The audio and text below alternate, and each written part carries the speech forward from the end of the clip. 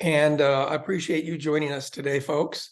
Those of you who've been following this 4-part series that's been on the best practices for opening, got to see us talk about initial concepting and then business plan writing. And then, episode 3 was all about numbers, where they come from, what kind of cost budget you need to put together. So today, what we're going to talk about in episode 4 of opening a food truck or restaurant is managing your timeline. This is very important because, as many SBDC advisors are going to tell you, if you're working on opening, maybe you're taking over a place and you're coming up with a short-term strategy. Maybe you're starting from scratch and you've got to coordinate that little bit of design and permit with construction equipment and opening, that if you don't put it in some type of a structured timeline, it's going to be too easy to get away from you. And what happens when opening up a restaurant, purchasing a food truck, and getting started is we quickly learn that our time is equal to money. Time is money. If it takes us 4 months to do something that maybe could have been done with some overlap scheduling in 3, then we've had a loss of income potential for a month. We may have had to carry expenses like key staff. Sometimes we have to pay rent during construction. And so if we can easily go over budget. And too many times when we work together with your SBDC advisors on brand new businesses, too many times it's a operating cash flow issue, or it's maybe I didn't raise enough funds issue. But what we find is maybe at one time in the process, we did raise the proper amount of money. We did have enough funds.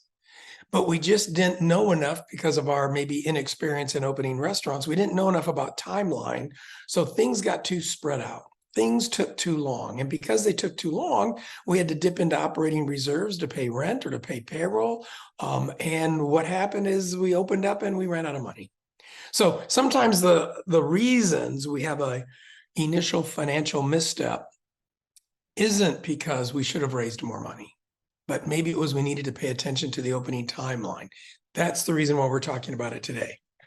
So I'm going to quote from a 90-day, what I call the 90-day critical path. It's the last 3 months of opening.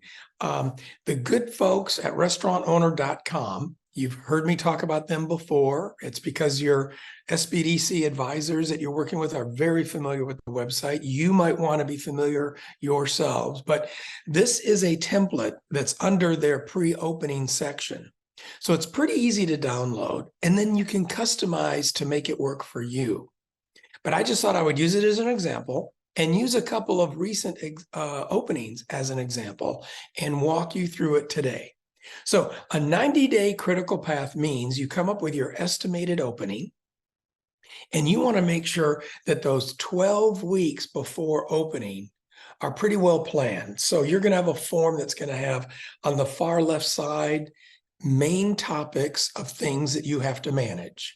We're going to talk about every single topic. You're going to have specific things that fit into that topic. Then you're going to have week 1 through week 12. So it's a relatively simple setup of coloring in what weeks I need to dedicate to whatever this issue is. Some issues are going to take multiple weeks. Some are just going to take a short period of time. But once we get it all set on one form, an Excel sheet, you can blow it up, hang it on a wall. You're going to feel really good about being able to look at one place and measure items. When should they start? When they should be done? Responsible party. Who do I rely on to help me with this? Because each item might have a responsible party that can either do it on their own or assist you in completing it. So ready to begin? Item number 1 is fairly obvious.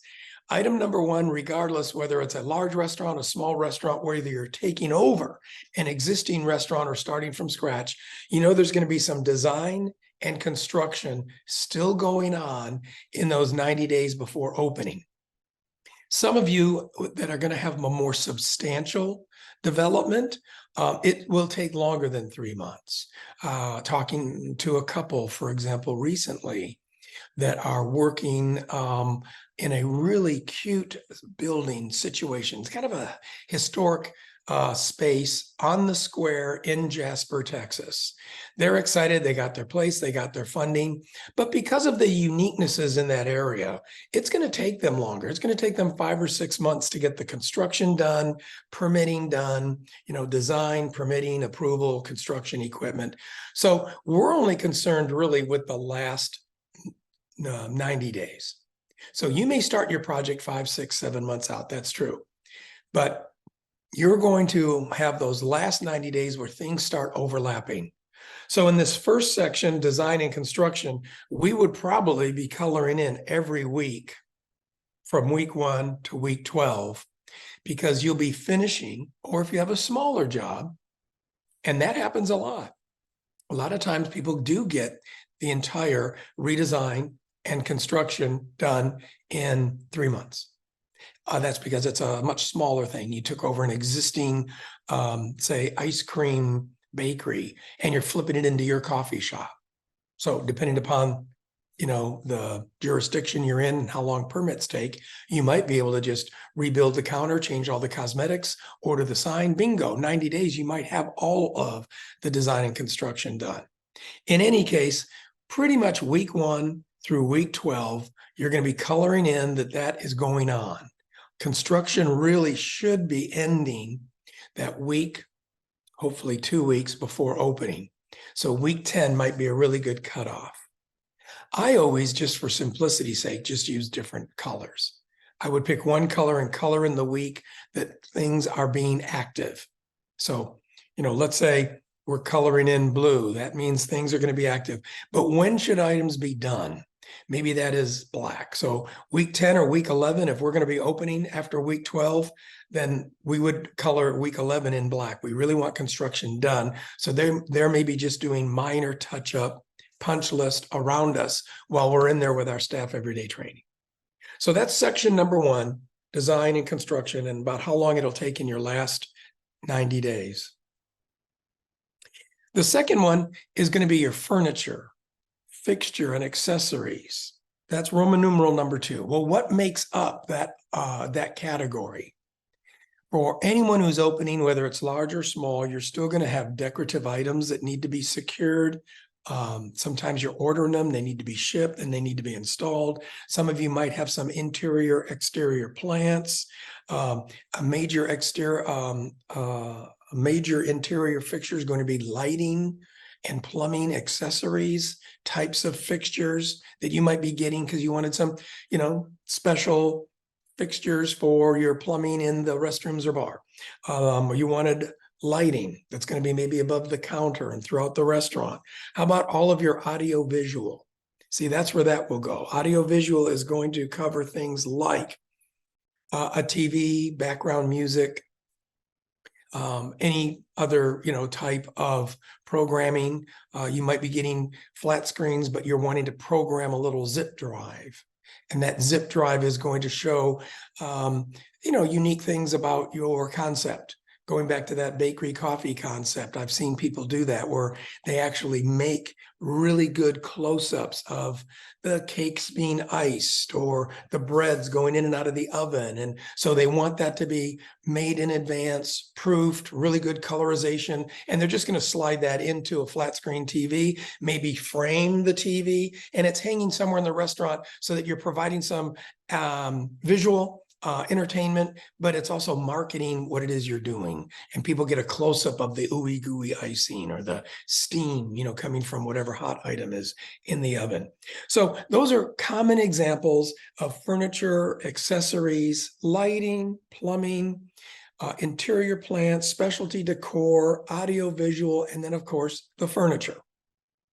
The table bases that might be coming from one company because you're having the tabletops made out of some, maybe it's a comfort concept. And so you want the tabletops to just be made out of the wood or something. We finished a concept not long ago that was all about the region and comfort. And so they actually took some of the reuse woods, barn woods and old building woods, and they were able to build them into tabletops and get them sanded really well and get them, leveled and get them urethaned and that kind of thing. But then they still had to order the chairs. They still had to order the table bases. How about the bar stools, waiting room, benches, exterior things, patio furniture, umbrellas.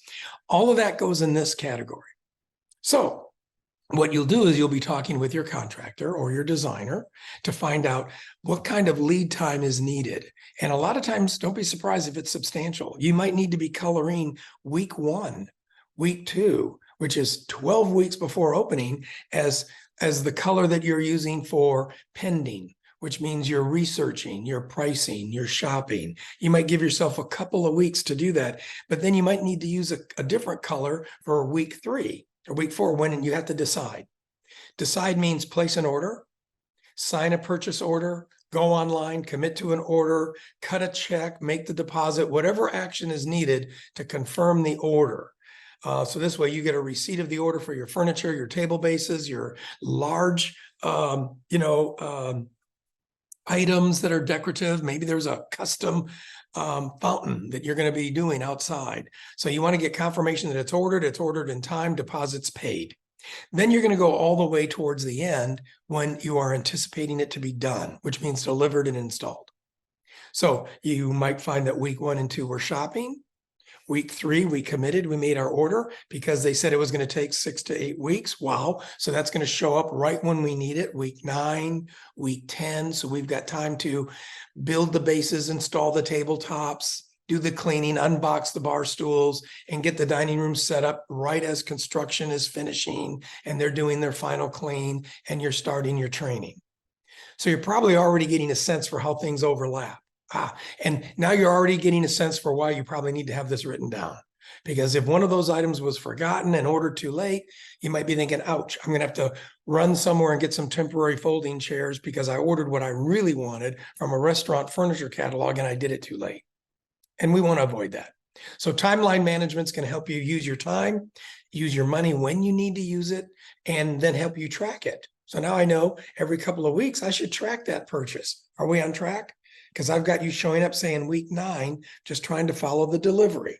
And that's what most people do on especially custom items that are decorative or furniture, stools, tabletops, interior plants. Some things are very common. I know flat screen TVs, music speakers, things are a little bit more easier to find, easier to order. But in this category, you want to start immediately in those first couple of weeks deciding what it's going to be. Make sure you confirm the cost. Then you can color in when you need to order and when it's going to be delivered. So that's just 2 sections. We just got started. Here we go. Hope you're having fun. Section number 3, obvious, the big things, your restaurant and bar equipment. Now, this varies greatly depending upon your concept. Some of you are going to have very little equipment that you're going to be ordering because you took over a place and it's a second generation use and you're rearranging what you have. This really works well for most of the food trailer, food truck people where they buy the trailer and it comes with some things. Now they might need some time to schedule sale of this 3-compartment sink. It's too big. I'm not going to use it. I need a smaller one because I got to put my refrigerator here. And then I got to put a counter on top of that. And where they had the plumbing for their grill is okay, but I'm using a bigger grill. So you just need to schedule time to replace or add the equipment that you're going to be needing. It may only be 6, 7 pieces, but for you brand new restaurant guys, it could be 60 pieces of equipment that you're going to need either in the kitchen or the bar or both. And we're going to find that there's different timelines on when they're required to be there. Because if we're doing a lot of prepping and cooking on site, and most of you will be, then you're going to find that the hoods need to be shipped and installed by the contractors much sooner than the actual equipment to set up the kitchen. The restaurant contractor doesn't really want their equipment to be in the kitchen area too soon. It's in the way. It's going to get covered with dust. And if they're still trying to run electrical through the walls, if they're still confirming plumbing, they still have to lay the tile or they've got to stain the concrete or whatever. They don't want the equipment in until they'll tell you. Typically, 4 weeks before being done is when they're calling for restaurant and bar equipment. But 4 weeks before that, they want to hang the hoods. So you need to work out, with contractors and with whoever you're buying your equipment from, this 90-day timeline, so that this way they can help you decide that's when we really need it on site. Okay, if that's when I need the hood on site, then when do I need to order it? And order means sign a purchase agreement or send in a deposit. And then how much time does that give me to actually shop and price? So you sort of back your way in from, say, week 8 when it needs to be on site to, week 3 or 4 when it needs to be ordered. The same thing might be true for walk-in refrigerators and freezers. Many times they want those installed before the rest of the equipment, and it's because it has to be built and they might be doing wall finishes around it. They also want their HVAC people to have plenty of time to make the connections. So they want it there when the HVAC people are doing that work. So this is why you've got that column about responsible party. Remember, you as the owner, you're the final responsible person. You're cutting the check, but you want to fill in who's responsible to assist you in these areas. Kitchen designer, is it my interior designer architect? Is it my GC? Who's going to help me pick the dates? And then who's going to help me follow up to see where it is and how it's working and to schedule the right people to receive and the right people to install. Remember, the commercial kitchen and bar equipment, just ordering it and getting it there is part of it. It needs to be coordinated with who's going to be doing the installation. That's typically the electricians and plumbers who are the subs under your general contractor, which is why he's going to have a say-so when it needs to be on site. Not too soon, so it's not in the way, but definitely here because that's when I've got my electricians and plumbers finishing the connections, turning things on. See, so kitchen equipment, bar, hoods, walk-ins, and then other ones that you might feel are smaller, but still equipment related, like your POS. The point of sale system now is much easier. They're smaller, they're compact, they require a lot less installation time, but still you need to color in how many weeks do I have to compare Toast, Square to others that are out there that I've heard about. Do I want to keep using Clover or a different brand? These smaller units that are cloud-based are very popular, but they've all got unique differences. So you need to color in how many weeks do I have to go see, to test, to make a decision before I have to, make my deposit. And they, meaning Clover, Square, Toast, or whoever you want to be using, is going to tell you what kind of programming time they need, how much time on site they're going to need to deliver and do your training. And that's always in the last week or two. So you'll back up from there to see how much time do they need to develop my program. Then that means when do I need to decide and cut my deposit? So then how many weeks before that can I color in shopping, testing, training? The last one under here might be your security system.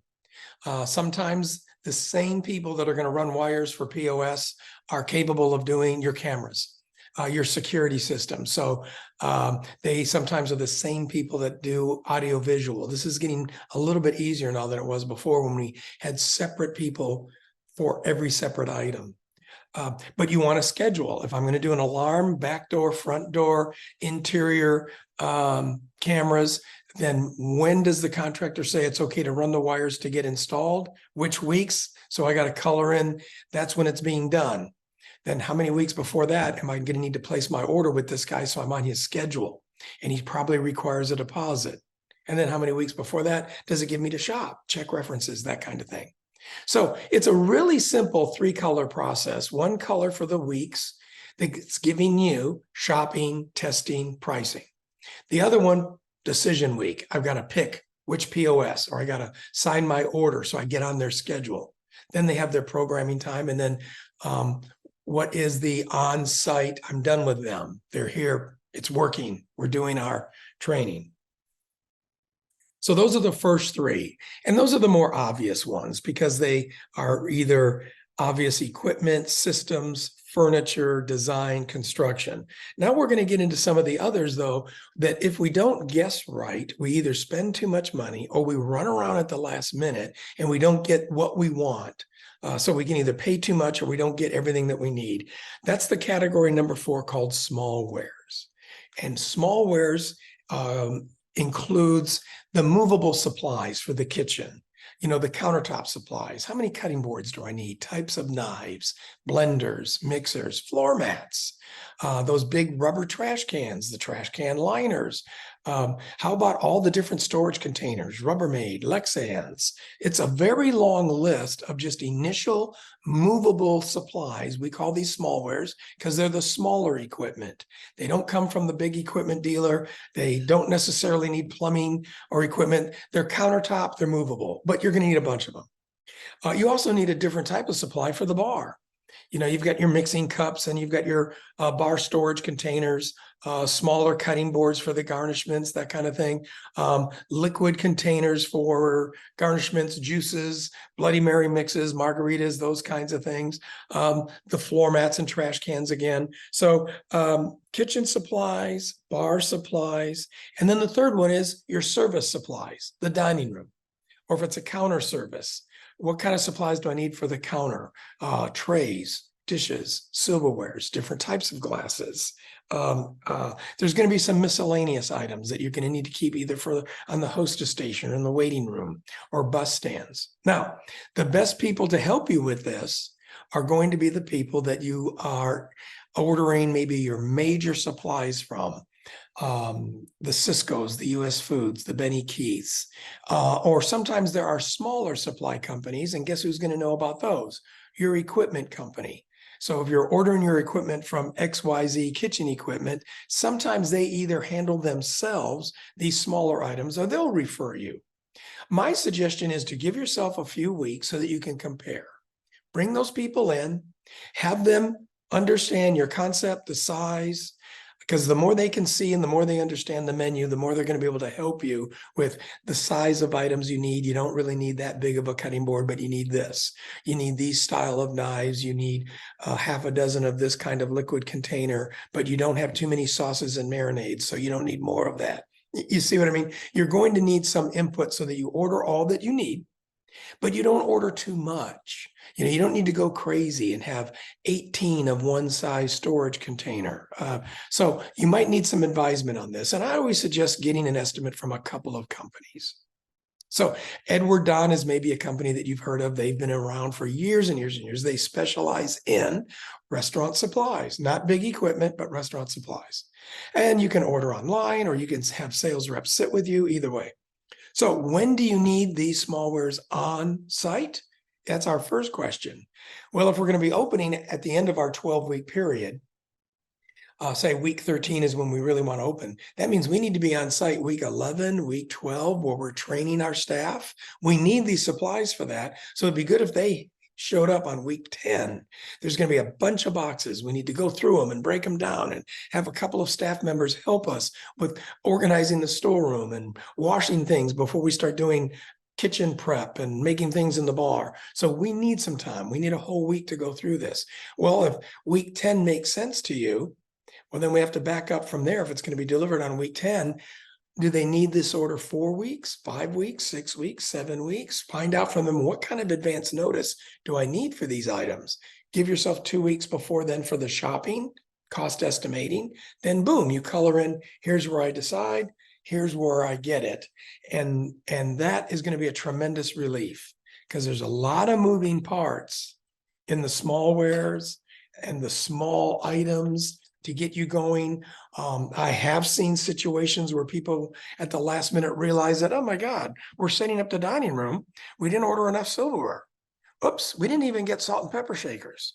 Well, maybe we don't need to put them on the table. And you're making last minute decisions a week before opening. And it's all because maybe we didn't sit with a person who has a big inventory and a great checklist, and we didn't look at it thoroughly enough. So you want to skip that. The whole purpose, quite frankly, for this timeline is to just help you see things as you need them so that you can try to stay a couple weeks ahead. And that's going to alleviate some of this last minute trauma. You're new at this, most likely. If this is your first food truck or trailer or your brand new event center or the first time opening a restaurant, there's enough nervous tension with the hiring, the training, the pre-opening marketing planning. So what we really don't want to do is have the nervousness, or stress of something that we forgot or something we paid too much for, or at the last minute now have to do without. I'm going to skip all of that. So next section that you'll find on this 90-day critical path is what we just simply call miscellaneous equipment. Item number 5. This is where setting up the back office comes to play. Minor items, but still significant, like a small safe that you might want to be installing in the office under a counter that's concreted to the floor and bolted, just so that you can hold all of your important items, whether it's the cash banks, whether it's the deposits, or important paperwork and charge card related information. You need a small safe is all, but you also need a small file cabinet to keep your employee files and applications on and vendor files. And you might want a separate computer or the back office POS setup. There's going to be some miscellaneous equipment depending upon your concept. I see a lot of restaurants that budget for a really good, high quality printer. And it's because they want to be able to have a multitude of paper styles. They want to pick different fonts. So they need a little bit more power, than just a basic copy that you would make to put in somebody's file. And the reason for that is because they're planning on doing their own in-house marketing for posters. They're changing their menu. They might want different colored paper, thicker stock, and different fonts. So it depends on what your concept is, but you are going to have some miscellaneous equipment. So there's not a lot of that, but if we don't plan for it ahead of time, you may find that you didn't coordinate enough electrical outlets in the office for them. If you don't plan ahead of time, you might find that what you wanted to buy, you have to special order and it comes in late. So these are smaller items, but they're still important. Even an office supply list, just the basic things we're going to be needing, whether it's, writing instruments or, staples, manila folders, files, legal pads, basic items. So if these things don't need to be on site until, say, week number 10, when you're in there, contractors are finishing, you're trying to get organized, you've got a small staff with you to open up boxes, you're setting up your storeroom, you're setting up your smallwares in your bar. That's the same time that you're going to open up the boxes. You're probably going to get your couple of office chairs that you ordered, you're going to build them, and you're going to put your file cabinet in place and set up your files. So if that's week 10, then it's just simply, again, going back, when do I need to order those? Am I ordering some office chairs off of Amazon? That's easy. I don't want to spend a bunch of money and I can get them in a week. Perfect. Do I need other file cabinets? Do I need anything special? If I don't really need anything special, bingo, all of this kind of stuff can be, think about it for a while, order it 4 or 5 weeks ahead of time, get it in week 10. And section number 5 becomes one of your easier sections. Okay, here's one that many times we wait till we're too late, and then we realize, oh my God, I wanted that really cool special logoed apron, and they said it takes 8 weeks to do, and I thought I could just simply call the uniform company and give them a month's notice. Now all I'm able to do is get, say, standard blue. So that's a good thing to learn from. Uniforms and linens are your next section, section number 6. This is something to talk about right at the beginning of your critical path, because a lot of times uniforms now are relatively simple, but we want them to be special. It's going to be hats, visors, aprons, shirts, pullover shirts, maybe one style for the bar, different style for the kitchen. But you might be very surprised when you look up the uniform companies or you go online that these, if you don't order just a standard color, standard imprint, bingo, you're into an 8 to 10 week lead time. So you might really want that's going to take 8 to 10 weeks. So go ahead. If you want these things delivered in, say, week 10, you got to really back up and make sure in week 1 and 2, you're shopping, you're deciding. Week 3, orders are made. So you've got no problems about the kitchen, the dining, host. Maybe you want management shirts. You might want to be ordering some merchandise that you will not only use as uniforms, but use as retail selling. And if you want to open with that, here's the time. That's the source. Schedule it as a uniform. Just give yourself enough time to look, shop, and then make sure you give yourself, 8 weeks for the order, because you don't want to be surprised.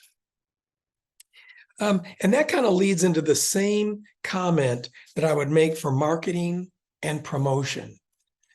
Many, many times we forget about special market planning.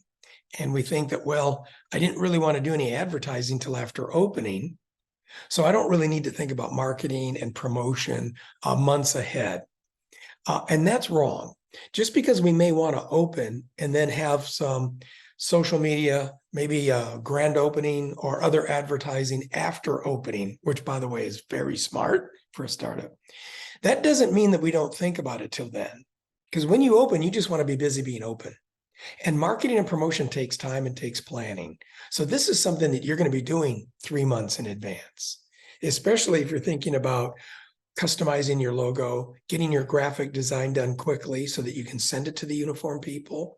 What about sending it to maybe particular packaging, logo work for your bags, for maybe your to-go containers that you're passing out through your truck, or for your car side pickup, third-party delivery. I don't mind telling you, this kind of paper now is definitely taking at least 2 or 3 months to get. Custom pizza boxes, 2 to 3 months to get. So you definitely want to have right at the beginning a good decision on any special promotional items. And if you don't need specially made promotional paper products, then just go right into logo graphics that you're going to be using for your interior, like your menu board or your pass out menus, any of your promotional literature, your website, for example. All these things should be consistent, and they really should be developed 12 weeks in advance, because most people want that restaurant open by week 13. So they want everything done by week 12, which means they need to be in the building being busy training week 10, week 11, week 12. So that means all these decisions need to be made way ahead of time so that they're in process, in planning. And it's more than just logo and layout for things like printing and promotion, your opening table tents and posters. It's also planning what you want as your initial marketing program. So most startup restaurants will meet with and select a restaurant specialist public relations person. These are small agencies, groups of maybe 1 or 2 people that really work with that smaller independent restaurant operator or caterer or food truck guy.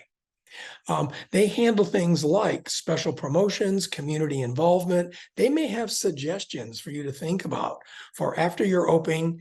Let's do a weekend, and after you've been open for 4 weeks, a really good grand opening.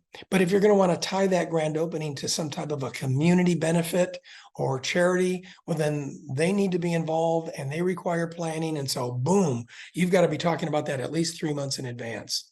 So when you're in marketing and promotion, this is sort of a week 1 item to at least come up with a direction of what you're going to be doing, when you want to be doing it.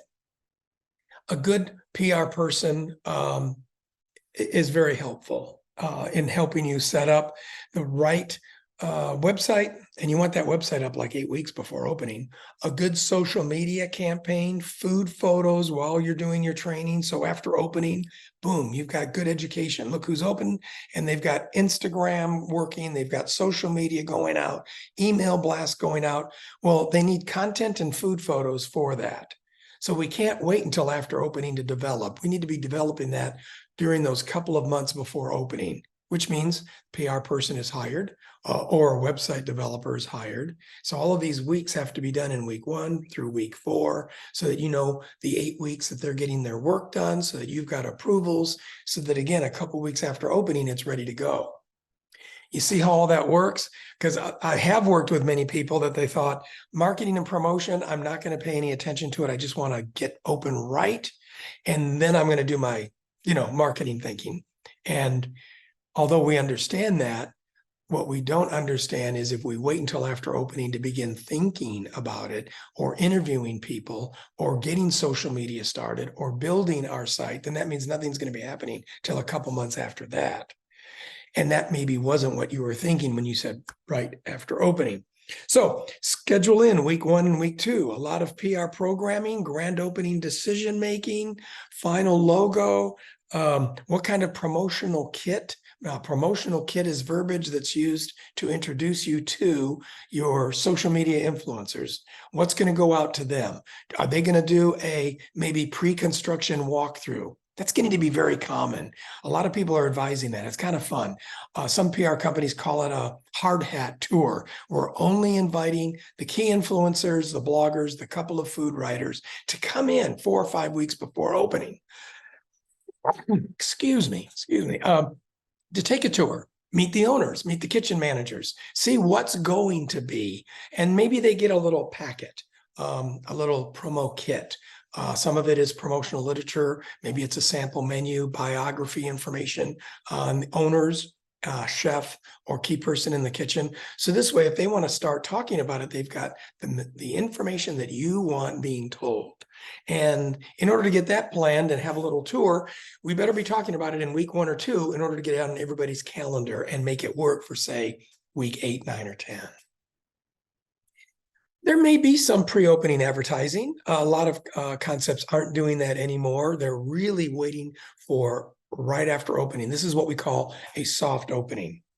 And a soft opening does require pre-opening marketing and promotion planning, but it means that it's not implemented till right after opening. We just want to open when we're ready. And we just want to open relatively quietly, hence the term soft. I've done both soft openings. I've done hard openings where you have a hard date. It's pre-promoted. Everybody knows opening Wednesday, 5 o'clock. So it's up to you. You just need to make that decision during week 1 and week 2 so that you can plan accordingly. Are we going to do pre-opening social media, email blasts? Are we going to say on our website when we open, or are we just going to get everything set up and then open, and then right after opening go explode? The other thing that you're going to learn from a good marketing or PR person is in this planning, you want to stagger your information. They call that keeping some bullets in the gun. They don't want to say, have you schedule where we open, and then all the noise about everything that we're doing goes out at one time, because that restricts the amount of time that in the community's eye, you're new. Rather, what they would much rather have you see, and I've seen this work, and I think it's really brilliant, where when you open, it's just a big announcement about being open. And a lot of times you even stagger your shifts. You're open in the afternoon. So everyone knows that this new cool restaurant that's offering regional fare is open, and it's open, say, 4 o'clock, dinner service and happy hour. Then after a couple of weeks, another announcement goes out, now available for lunch. Operationally, this helps you if you stagger your opening, because that means if I opened up in the afternoon just for my evening shift, it gives me the morning to still meet, continue training, hiring, tweaking, things that I might need tweaking. Then you open for lunch. Once you're open for lunch and dinner, you have to face it, you're just on stage all the time. So if there is things that you have to do, more people you have to hire, continue training, you have to do that, but you're on stage because you're always open. So let's say I'm new because I opened, everyone, hey, I'm open. And then I do a grand opening a few weeks later. Yay, come this weekend because we've got special appearances by, sports celebrities or whatever. And we're donating to the blood bank or to whatever, or bring canned goods for the food pantry. A lot of restaurants tie things to the community. You get a big bang for that. Now, a couple of weeks later, marketing is talking about your lunch menu. Okay. Then maybe 2-3 weeks later, now they're talking about your event planning, private parties, holidays. Maybe a month later, they talk about your off-premise catering. See what I mean? Now, by having that kind of a promotional program, shooting your bullets one at a time, you remain new over a few months period, rather than just all in one press release. This lunch dinner restaurant is opening that does great parties, great brunch, and is available for catering. One press release, you're new one time.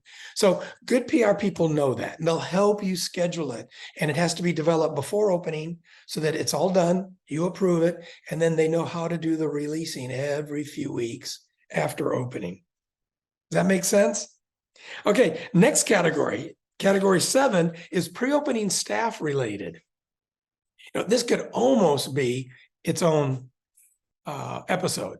Because as we all know, staffing restaurants, even if it's a small restaurant counter service, even if it's a food trailer that you've just customized, repainted, re-equipped, you tested the menu, you only need 3 or 4 people, you're doing off-premise catering, and you're going to farmers markets, let's say on the weekends.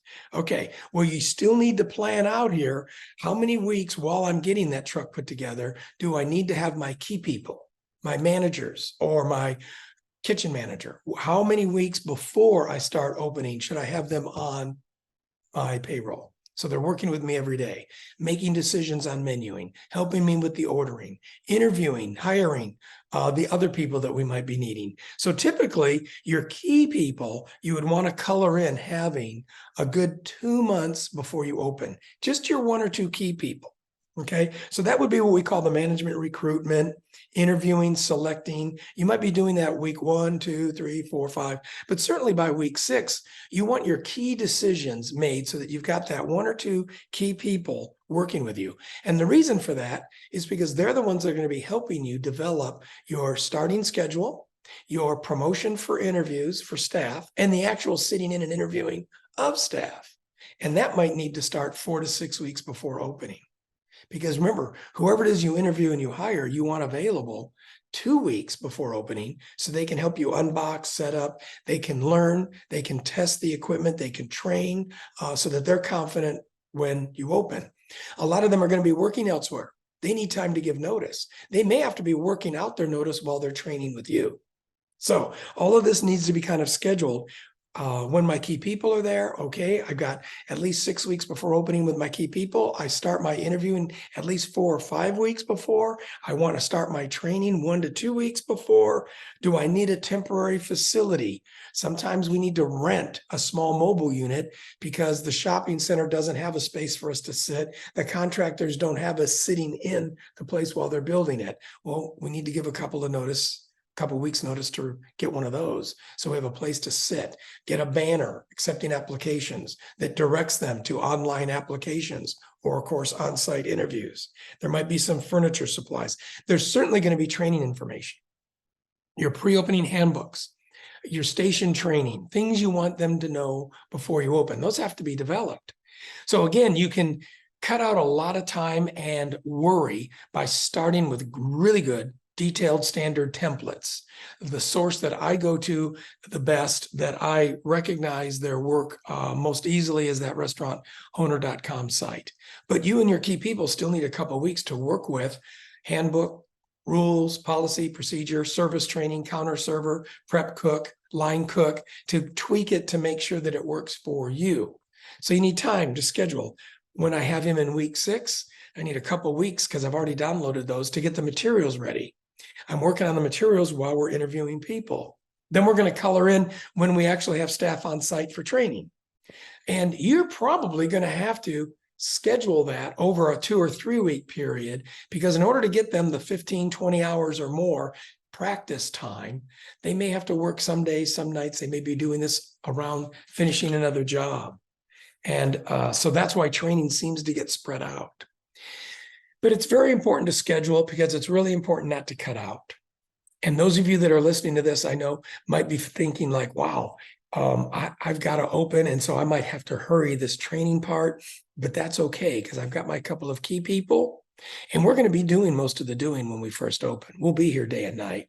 So we'll just train the cashiers, we'll train the counter servers, we'll be cooking with the cooks. So it's all going to work out after we're open for a few weeks. By sticking with the schedule, you won't have to do that. You'll know when to start, how to get it done, and you're going to be thankful that you did, because after opening is not a good time to get prepared. After opening is a good time to just be busy being open. So you still do ongoing training. There'll be some correction. There'll still be some new people starting, but you don't really want to be educating people for the first time when they're testing it out on those customers that are here because you're open. You really want to be able to give them time to be confident in their knowledge. And that's going to happen with pre-opening training, so that when they see the customer, they're comfortable in what they know. They're confident because they've had time to practice. You only get one opportunity, to create that first impression. So it is better to schedule this and try to stick with this schedule.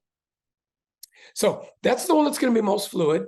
Some of you are going to be having to start the interviewing and hiring sooner because you need to interview more people. I talked with a company called Biscuit Belly, very interesting, small counter service, breakfast, lunch only.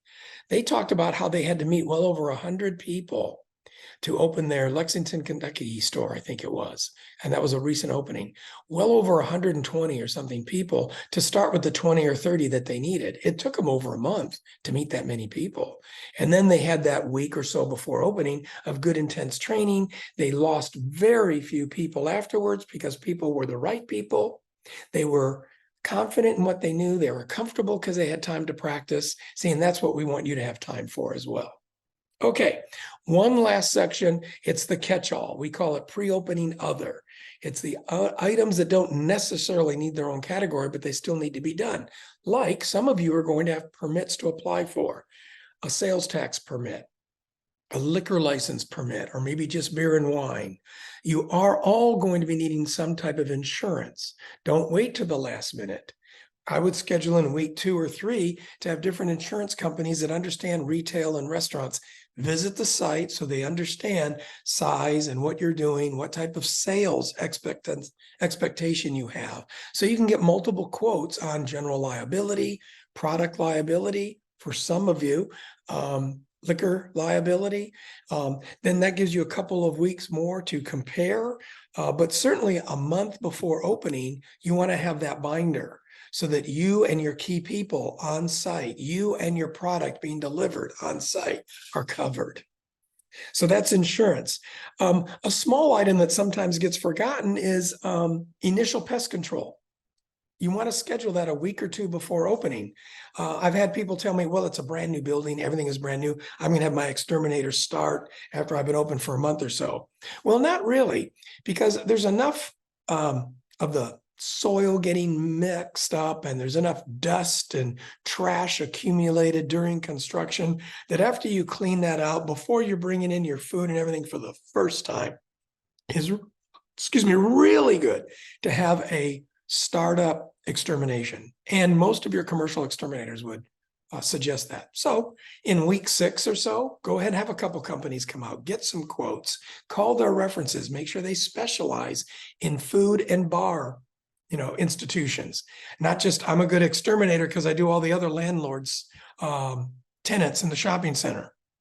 That's nice, but trust me, you're concerned with perishable product and the Hallmark card store next to you or the lady selling t-shirts doesn't have, any kind of an issue with that. So you want to really talk about restaurant-related pest control and get it scheduled right when construction is finishing, like week 10 or week 11. So before you open, you start fresh. Change the keys. Locks and keys should be done that week before opening. Even though the contractor's done, he gives you the keys and you're done. Yeah, I would change the locks and keys. Small item, but please don't forget. And it's mainly because during the construction period, many times copies are made so that painters can come in at night, or the electrician who's running behind says, leave me a key somewhere. Well, he makes a copy so his assistant can work through the weekend. Anyway, you don't want any of that baloney. Change the locks, change the keys, start fresh, set the combination of the safe. These are all things that are done just in that last week or 2. But what isn't done during that week or 2, which is very important in this category, is your vendor selection. People that you're going to be ordering your product for groceries, for meat, paper, chemical, maybe beer and wine, other things on a routine basis. You want to be meeting them way up in week 2. First off, they're going to help you and educate you into things like the initial amount of inventory they recommend for when you want to open, how many pounds of what product should maybe be ordered to get the batch recipes made for the menu that you show them you're going to be offering. The more they know about how many days of training, the more they're going to help you with that initial order. But you want to talk to a couple of them way in advance, mainly because you need to go through the process. You need to check out their references. Might be good to actually visit their facility. Meet the people that are in their accounting department that you're going to be, working with, that you want to open up terms with. You got to do the paperwork. So I start that way in week 2. So by week 4, 5, or 6, you know who your vendors are going to be. Then they've got plenty of time to say, if I'm your vendor, let's start working on that opening order now, because I got to make sure that it's here in week 10 or 11 so we can, we can make sure that we test the equipment, train the staff. They're going to probably need a reorder deliver the week 13, the week that you're actually opening. So vendors for food, paper, chemical, a lot of times that can be the same one. Produce, dairy, it can be the same one. But depending upon your concept and your customization, They all might be separate, small, local, etc. Liquor, beer, and wine purveyors, for those of you where that's appropriate, they might require prepaid deposits. So you need to schedule when do they need the deposits so that they can deliver the beer on time. And then the last one is petty cash, which in many situations now that we are using such little amount of cash, most people are doing their swipe and go. Most people are paying credit card at the table or counter service, drive-through window. There's much, much more. Don't be surprised if 80 to 90% of the time people are charging. So that means you're going to require less cash, but you'll still need some petty cash. So the week before opening, that's when you build up your safe, you build up your cash. You don't really need money laying around your restaurant too far in advance. But this is always the time I like to remind people that part of your training materials, part of your policies and procedures, and emphasized through servers during training should be that your policy is to collect all the tips, and all the credit card tips get paid on the paychecks. Most restaurants are beginning to do that now. It really helps you manage less cash. There's no need to have to go to the bank, keep money around just so that you can pay servers what they earned the night before in their tips. Everyone is kind of getting used to the fact that most people are tipping through a credit card. You're processing the credit card's getting deposited in the bank. When they get a check now, they just get a much bigger check every week or every 2 weeks, because it's not just the hourly wage, but it's also their credit card tips. So they're just keeping the cash tips and they're getting the credit card tips on payroll. Much easier to compute their tax liability. It's a much better process. I would set it up that way. So those are the 9 main categories that cover everything you're going to need to manage and the best practices of managing that timeline. Remember, even though your project might start sooner than 3 months, and for most of you it will. It's those last 3 months when construction is overlapping and they're needing equipment and you're needing to make decisions so that your smallwares, your inventory, your hiring, and your marketing can get planned. So that's why we want to detail these last 90 days on a week-by-week basis. You want to make sure that you color in what weeks you're doing what. You want to make sure that you've got that column of who's assisting with you or who you're holding accountable for that item. And every week, you just want to look at 2 weeks ahead to make sure that you know that if I'm in week 4, what do I need to be talking about? Who do I need to be working with so that I know that week 6 is going to be okay?